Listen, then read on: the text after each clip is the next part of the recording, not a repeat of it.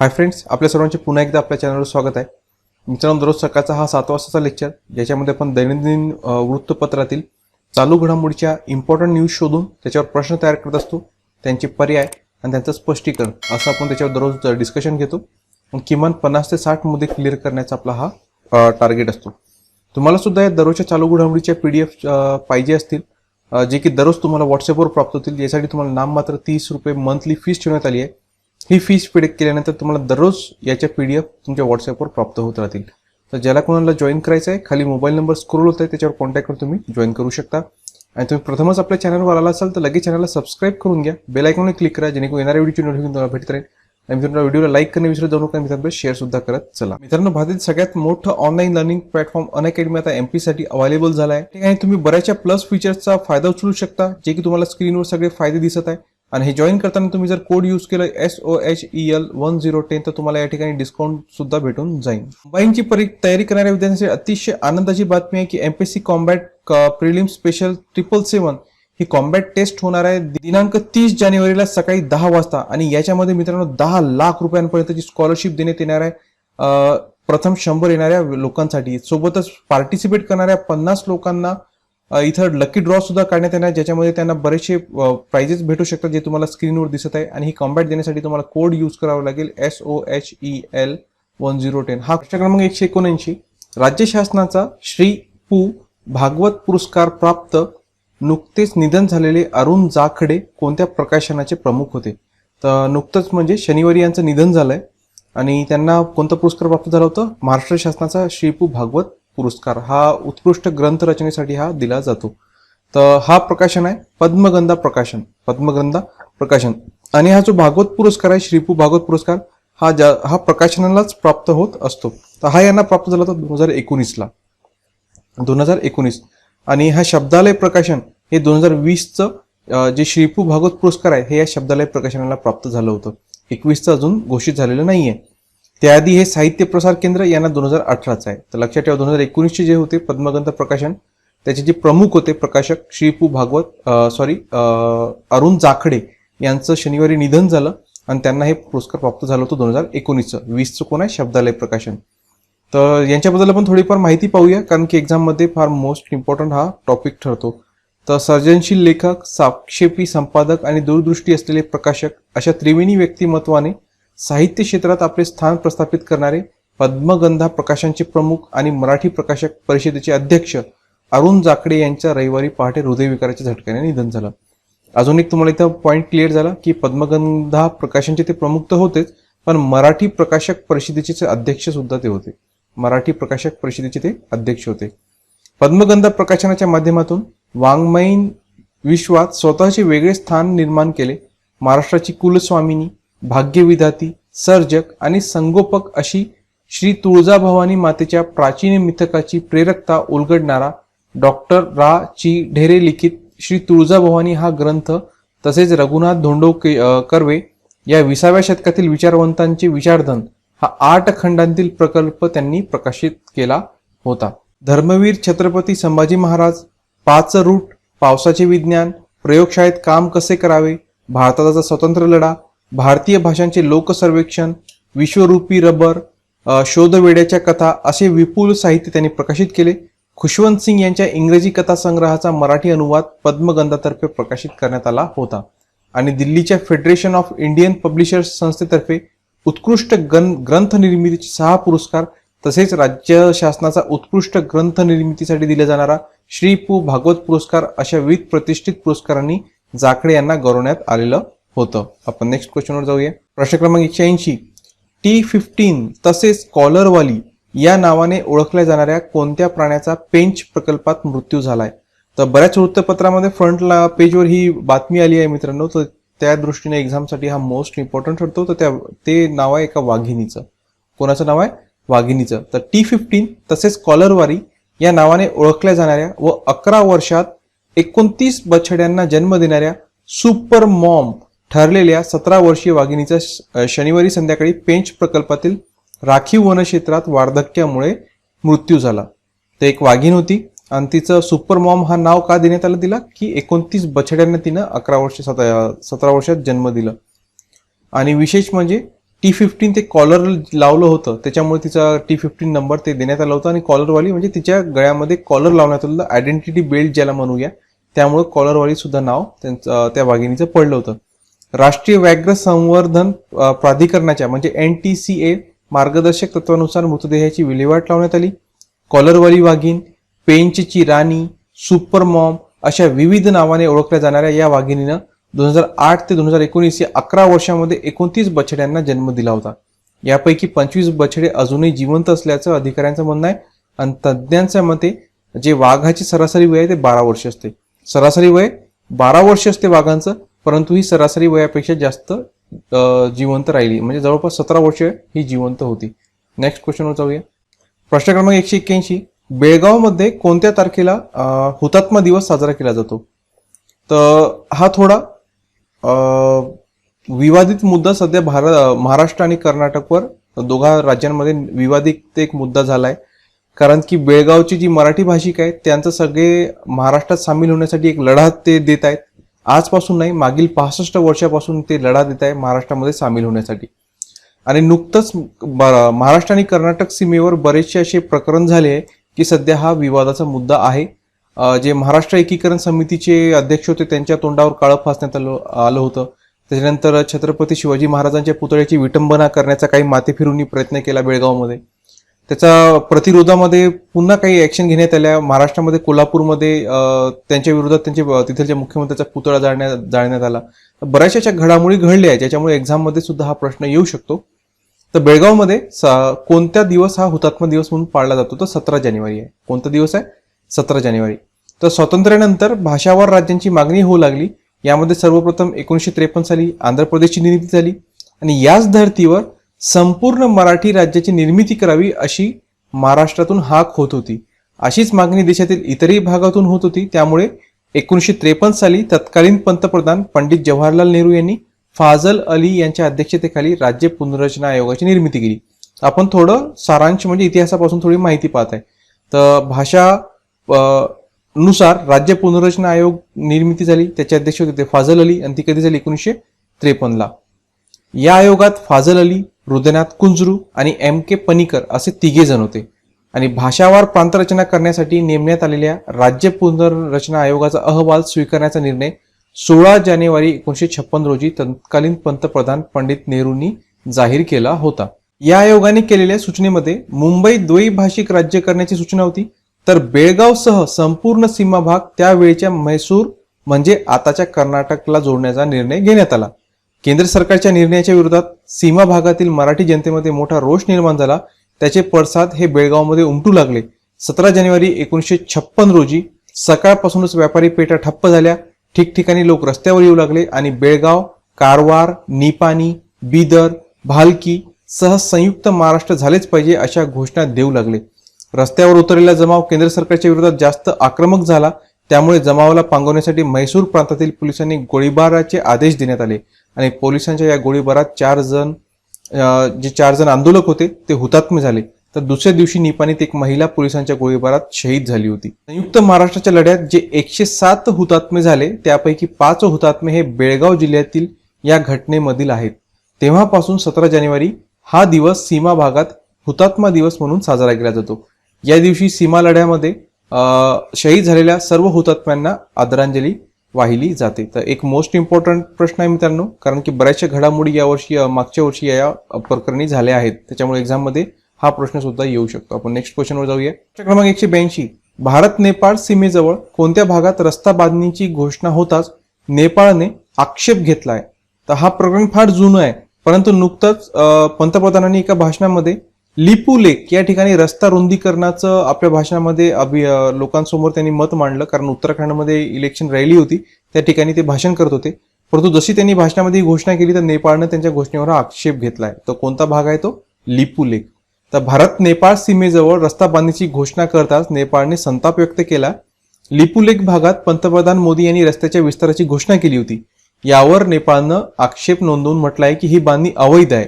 नेपाळनं रविवारी भारताला काली नदी क्षेत्रात रस्त्याची एकतर्फी बांधणी आणि विस्तार थांबवण्यास सांगितलाय. नेपाळचा हा विरोध पंतप्रधान नरेंद्र मोदी यांनी लिपू लेक क्षेत्रात रस्त्याच्या विस्ताराची घोषणेनंतर काही दिवसानंतर सुरू झाला आहे. तर फक्त लिपू लेकच नाहीये, तर काली नदीच्या पूर्वेत लिम्पियाधुरा, लिपू लेक आणि कालापानी आदी क्षेत्र म्हणजे इत्यादी क्षेत्र जे आहे तिथेचे ते सगळे नेपाळचा भाग असल्याचा नेपाळचा दावा आहे. परंतु सध्या हे भारतामध्ये आहेत, परंतु नेपाळचं असं म्हणणं आहे की ते नेपाळचेच क्षेत्र आहेत. त्याच्यावर आता मोठा वाद बऱ्याच या 1 ते 2 वर्षापासून सुरू आहे. आणि आता नुकताच पंतप्रधान मोदी यांनी भाषणामध्ये लिपू लेकचा उल्लेख केल्याबरोबर पुन्हा हा बर्निंग इश्यू तयार झालाय. आपण नेक्स्ट क्वेश्चनवर जाऊया. प्रश्न क्रमांक 183.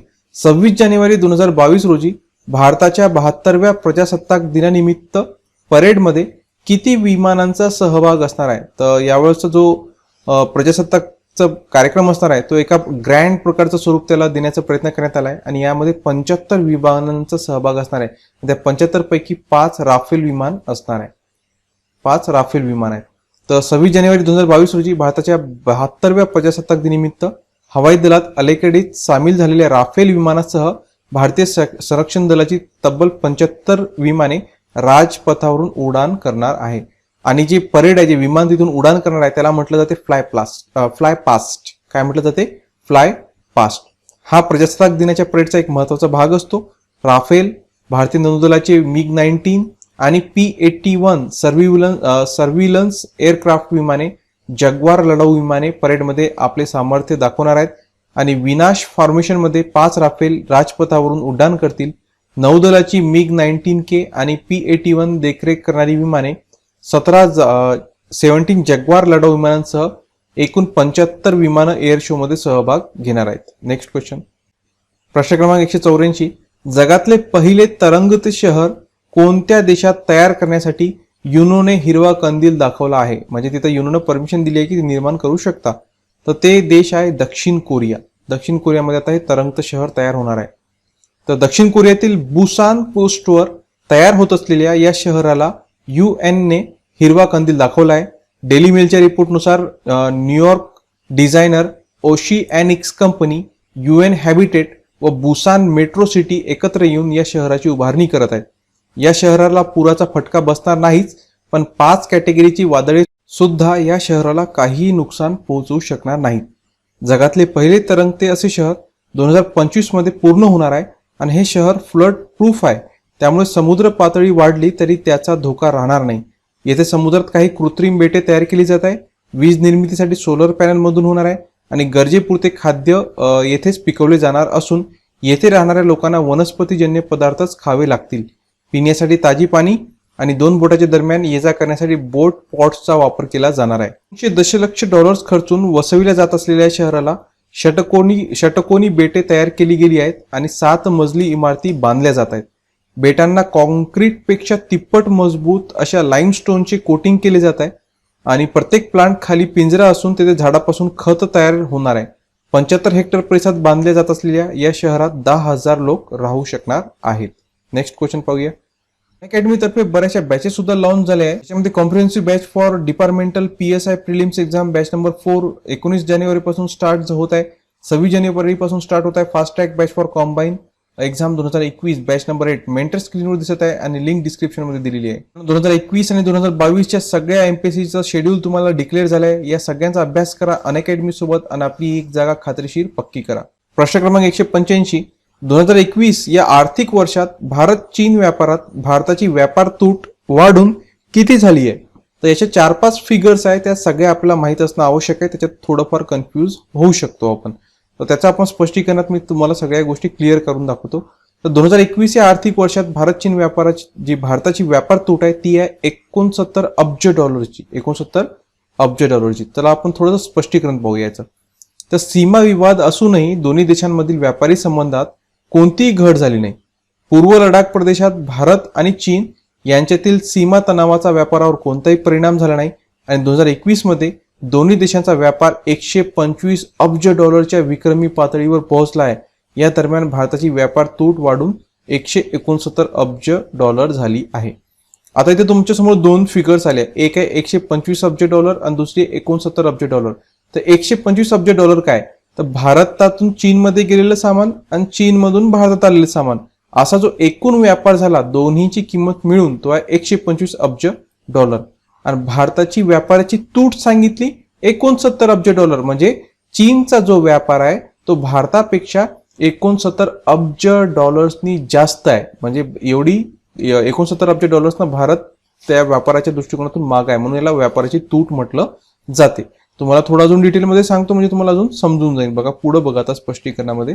तर शुक्रवारी प्रकाशित झालेल्या व्यापार आकडेवारीनुसार 2021 मध्ये चीनचा भारत सोबतचा एकूण व्यापार 125.66 अब्ज डॉलर इतका होता, जो 2020 सालच्या तुलनेत 43.3% जास्त आहे. म्हणजे इतक्या सीमेवर तणाव असून सुद्धा मागच्या वर्षीच्या तुलनेत जो भारत आणि चीनचा व्यापार आहे तो 43% वाढला आहे. ग्लोबल टाइम्सने चीनच्या सीमा शुल्क विभागाच्या माहितीच्या आधारे हा अहवाल प्रसिद्ध केला आहे. त्यानुसार जानेवारी 2021 ते डिसेंबर 2021 दरम्यान चीनची भारतातील निर्यात 46.2% वाढून $97.52 अब्ज झाली आहे. म्हणजे चीनमधून भारतात एकूण किती सामान पाठवलं आहे म्हणजे निर्यात केलं आहे ते आहे $97.52 अब्ज इतकं सामान त्यानं पाठवलं आहे. त्या तुलनेत चीनची भारतातून आयात 34.2% वाढून $28.14 अब्ज इतकी झाली आहे. तर या ठिकाणी मग भारतानं जे चीनमध्ये सामान पाठवलं त्याच्यात सुद्धा वाढ झाली, पण त्याच्यात 34% वाढ झाली आणि तो झाला 28.14. आता बघा चीननं किती अब्ज डॉलर्सचा पाठवला होता 97.52 आणि भारतानं किती पाठवला 28.14 हा चीनमध्ये. जर तुम्ही दोघांची बेरीज केली तो येणार 125.66. म्हणजे हा झाला एकूण व्यापार जो वरी सांगण्यात आला होता. पण चीनचा भारतापेक्षा कितीने जर याची वजाबाकी केली तर किती येऊन जाईल ते 69 अब्ज डॉलर्स इतकी यांची वजाबाकी येऊन जाईल. तर असा हा सरळ. आता तुम्ही म्हणाल की ही आकडेवारी आताच कशी काय डिक्लेअर झाली, हा तर 31 मार्चला संपतो आपलं फायनान्शियल इयर, पण तो भारताचा आहे. चीनमध्ये 1 जानेवारी ते 31 डिसेंबर पर्यंत फायनान्शियल इयर मानलं जाते आणि 31 डिसेंबरला त्यांचं फायनान्शियल इयर संपलं आणि तिथं आता हे आकडेवारी जाहीर झाली आहे. भारताची कधी होईल, भारताची ही आता येणाऱ्या 31 मार्च नंतर ती जाहीर केल्या जाईल. तर आपण नेक्स्ट क्वेश्चनवर जाऊया. प्रश्न क्रमांक 186. प्रसिद्ध कथ्थक नर्तक बिरजू महाराज यांना भारत सरकारचा कोणता मानाचा पुरस्कार प्राप्त होता? यांचा कालच हार्ट अटॅक येऊन निधन झालंय आणि जागतिक स्तरावरचे एक प्रसिद्ध असे कथ्थक नर्तक होते. यांच्या निधनानंतर पंतप्रधानांनी सुद्धा शोक व्यक्त करताना एक ट्विट केलाय. भारतातल्या सगळ्याच मोठमोठ्या व्यक्तींनी यांच्या निधनानंतर ट्विट केलंय. तर त्याच्यामुळे एक्झामच्या दृष्टिकोनातून हा प्रश्न सुद्धा महत्वाचा होतो. तर नर्तक बिरजू महाराज यांना भारत सरकारचा पद्मविभूषण पुरस्कार प्राप्त होता. कोणता? पद्मविभूषण पुरस्कार. देशातील प्रसिद्ध कथ्थक नर्तक आणि पद्मविभूषण पुरस्कार विजेते पंडित बिरजू महाराज यांचे हृदयविकाराच्या झटक्याने निधन झाले. ते 83 वर्षांचे होते. लखनौ घराण्यातील बिरजू महाराज यांचे खरे नाव ब्रिज मोहन मिश्रा होते. त्यांचा जन्म 4 फेब्रुवारी 1938 ला लखनौ येथे झाला होता आणि दिल्लीतील राहत्या घरी त्यांनी अखेरचा श्वास घेतला. महाराष्ट्राबद्दलचं त्यांचं एक सेंटेन्स फार महत्वाचं आहे जे एक्झाममध्ये विचारलं जाऊ शकते. त्यांनी म्हटलं होतं की मी महाराष्ट्राला माझा पिता आणि बंगालला माता मानतो, कारण माझ्या कलेची सुरुवात बंगालमध्ये झाली, पण मला अनेक मान सन्मान व नावलौकिक महाराष्ट्राने दिले, असं पंडित बिरजू महाराज यांनी म्हटलं होतं. नेक्स्ट क्वेश्चनवर जाऊया. प्रश्न क्रमांक 187. राज्य नाट्य स्पर्धेचे आयोजन महाराष्ट्र शासनाच्या कोणत्या विभागामार्फत करण्यात येते? हा सुद्धा चर्चेचा विषय आहे, कारण मागील 2 वर्षापासून जवळपास 2 वर्षापासून कोरोनामुळे ही जी स्पर्धा आहे पुढे ढकलण्यात येत आहे. येत्या 15 म्हणजे या महिन्याची जी 15 जानेवारी झाली तेव्हा सुद्धा याचे आयोजन करण्याचं निश्चित झालं होतं. असं वाटत होतं की आता हे नाट्य स्पर्धेचं आयोजन होऊनच जाईल, कारण की देशाचं जे 75 वर्ष पूर्ण झाले स्वातंत्र्याला आणि महाराष्ट्राच्या निर्मितीला हीरक महोत्सव साजरा करत आहोत, तर या दृष्टिकोन त्याला फार महत्व प्राप्त होतं. तर या 15 जानेवारीला असं वाटत होतं की ही स्पर्धेचं आयोजन होऊन जाईल, परंतु पुन्हा ओमायक्रॉनचं जे नवीन व्हेरियंट आला त्याच्यामुळे पुन्हा केसेस वाढल्या आणि पुन्हा ही रद्द करावी लागली. त्याच्यामुळे सध्या चर्चेचा विषय ठरली आहे. त्याच्यामुळे हा सुद्धा प्रश्न एक्झाममध्ये येऊ शकतो. तर याचं आयोजन कोण करतं? तर ते करते सांस्कृतिक कार्य संचालनालय. कोरोना संसर्गाच्या पार्श्वभूमीवर गतवर्षी रद्द करावी लागलेली हीरक महोत्सवी राज्य नाट्य स्पर्धा यावर्षी डिसेंबर पासून सुरू होईल अशी घोषणा सांस्कृतिक कार्यमंत्री अमित देशमुख यांनी केली आहे. म्हणजे आता 15 जानेवारीचं रद्द झालं, परंतु आता हे कधी होणार आहे म्हणते, आता डिसेंबर 2022 मध्ये हे घेण्याचं आयोजित आहे. सांस्कृतिक कार्य संचालनालयामार्फत घेण्यात येणाऱ्या या स्पर्धेमध्ये राज्यातील विविध केंद्राबरोबरच राज्याबाहेरील संघांसाठी एक व देशाबाहेरील संघांसाठी एक अशी 2 नवीन ऑनलाईन केंद्रे सुरू करण्यात येतील, असंही या ठिकाणी त्यांनी म्हटलंय. तर अजूनही बऱ्याचशा गोष्टी त्यांनी त्यांच्या अभिभाषणात सांगितलंय सांस्कृतिक मंत्र्यांनी. या सगळ्या मी डिटेल्स या एक्सप्लेनेशन मध्ये दिलाय. ज्या कोणी लोकांनी पीडीएफ प्राप्त करून देण्यासाठी जॉईन करून घेतलाय 30 रुपये मंथली, त्यांना या सगळ्या गोष्टी पीडीएफ मध्ये प्राप्त होऊन जातील. आपण नेक्स्ट क्वेश्चनवर जाऊया. क्रमांक 188, ऑक्झॅम अहवालानुसार 2022 मध्ये भारतात अब्जाधीशांची संख्या किती झाली आहे? तर ऑक्झॅम अहवाल नुकताच 2 दिवसापूर्वी प्रकाशित झालाय.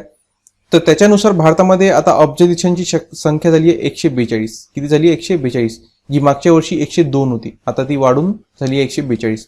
तर वर्ल्ड इकॉनॉमिक फोरम च्या वार्षिक शिखर परिषदेच्या आधी ऑक्झॅमने अहवाल दिलाय. यानुसार भारतात 2021 मध्ये अब्जाधीशांची संख्या वर्षभरात 40 ने वाढली आहे. 2021 मध्ये ही 102 होती, या आता 102 अब्जाधीशांची एकूण संपत्ती वाढून 720 अब्ज डॉलर्सवर गेली आहे. ही देशाच्या गरिबांच्या संपत्तीपेक्षाही जास्त आहे. भारतात अब्जाधीशांची संख्या 142 वर गेली असून याच लोकांकडे देशाच्या 40% संपत्तीचा वाटा आहे. दुसरीकडे देशातील 84% कुटुंबाचे उत्पन्न कमी झाले. म्हणजे अतिशय धक्कादायक असा हा अहवाल आहे. तुम्ही विचार केला तर 142 लोकांकडे देशाची एकूण 40% संपत्ती आहे. विचार करा मित्रांनो, म्हणजे ही किती आर्थिक असमानता ही वाढली आहे.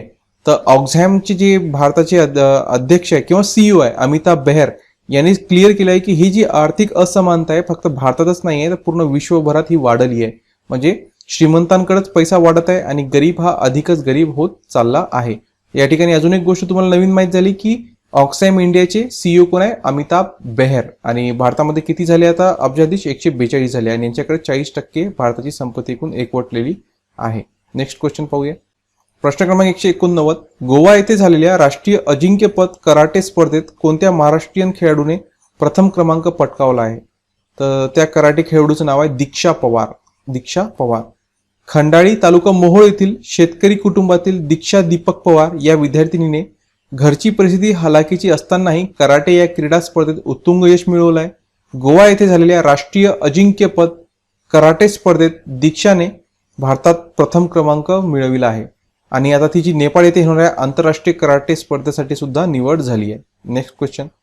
प्रश्न क्रमांक 190, कोरोना टीकाकरणाला 1 वर्ष टीकाकरण म्हणजे लसीकरणाला 1 वर्ष पूर्ण झाल्यानिमित्त जारी करण्यात आलेल्या डाक तिकिटावर कोणत्या लसीचं चित्र आहे? BBV 152, AZD 122, BBV 154 की यापैकी नाही? आता ज्या लोकांनी ते डाक तिकीट पाहिलं असेल ते सहज याचं उत्तर देऊ शकतात, पण ज्या लोकांनी पाहिलंच नाही त्यांना उत्तर तर माहित आहे की हा कोवॅक्सिनच असू शकते. का? कारण ती संपूर्ण भारतीय बनावटीची लस आहे, भारत निर्मित लस आहे, कोवॅक्सिन असेल. पण त्याचं कोवॅक्सिनचं नाव काय आहे? जे रिसर्चर नेम म्हटलं जाते की रिसर्च करताना जे नाव तिला देण्यात आलं होतं तर ते नेम काय आहे? इथं आपण कन्फ्युज होतो. त्याचं नाव आहे BBV 152. कोणतं चित्र आहे त्याच्यावर? BBV 152. आणि हे कोणाचं रिसर्च नेम आहे? हा रिसर्च नेम आहे कोवॅक्सिनचं, भारत बायोटेकची कोवॅक्सिन. मग AZD 122 हा कोणाचा आहे? हा कोविशिल्डचा आहे. आणि जो BBV 154 आहे हा पुन्हा भारत बायोटेक निर्मित करत असलेला नेझल वॅक्सिन, कोरोनावर येणारी नेझल वॅक्सिन जी आहे जी सध्या फेज 3 मध्ये ट्रायल मध्ये आहे, तिचं नाव रिसर्च नेम आहे BBV 154. तर सध्या डाक तिकिटावर कोणता आहे? BBV 152. आणि ही कोणती आहे? ही कोवॅक्सिन आहे, भारत बायोटेक द्वारा निर्मित केलेली. तर या कोरोना विरोधी लसीकरणाला भारतात 1 वर्ष पूर्ण झाले. या निमित्तानं केंद्राने एक डाक तिकीट जारी केलं होतं, त्याच्यावर BBV 152 या कोवॅक्सिनचं चित्र दर्शवण्यात आलं आहे. आणि या कोरोना विरोधी अभियानांतर्गत देशातील 92% लोकांना किमान एक तरी डोस देण्यात आलाय आणि सरसकट टक्केवारीचा विचार केला तर 68% लसीकरण पूर्ण झालंय. 43.19 लाख बूस्टर डोस देण्यात आले आहेत. तर 15 ते 18 वयोगटातील युवकांना 3,38,50,912 डोस देण्यात आले आहे. आणि या मोहिमेला 1 वर्ष पूर्ण झाल्याबद्दल आरोग्य मंत्री मनसुख मांडवीय यांनी सर्वांचं अभिनंदन केलं. गत वर्षी 16 जानेवारीला लसीकरण मोहिमेला भारतात सुरुवात झाली होती. तर या ठिकाणी मित्रांनो आपले क्वेश्चन कम्प्लीट होतात. आय होप सगळे प्रश्न एक्झामच्या दृष्टिकोन तुम्हाला महत्त्वाचे ठरतील आणि सगळं स्पष्टीकरण तुम्हाला समजलं सुद्धा असेल. तुम्हाला हे सगळे PDF हवे असतील तर खाली मोबाईल नंबर स्क्रोल होत आहे, त्याच्यावर कॉन्टॅक्ट करून तुम्ही हे PDF प्राप्त करू शकता. त्याची फीस नाममात्र 300 रुपये प्रति महिना ठेवण्यात आलेली आहे. त्याच्या व्हिडिओसाठी इतकंच. धन्यवाद. अनअकॅडमीवर या बॅचेस जॉईन करण्यासाठी तुम्हाला ज्या फीस आहे खाली दिसत आहे, 1 महिने, 3 महिने, तसंच 24 महिन्यापर्यंत फीस दिसत आहे. आणि जर तुम्ही कोड यूज केलं SOHEL1010 तर तुम्हाला या ठिकाणी 10% डिस्काउंट सुद्धा भेटून जाईल. डिस्काउंट रेट्स तुम्हाला. तर अनअकॅडमीवर आजच या बॅच जॉईन करा आणि MPSCच्या तयारीला लागा.